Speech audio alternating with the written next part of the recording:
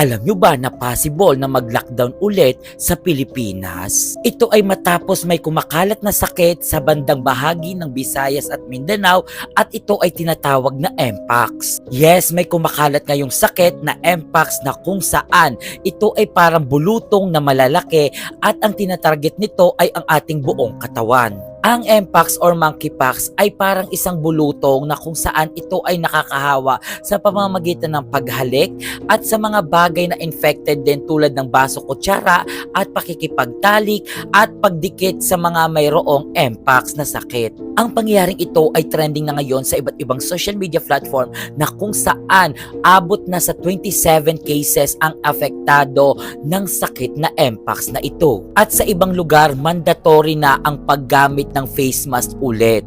Ang Mpox or Monkeypox ay mas mabilis na nakakahawa, hindi tulad ng COVID-19.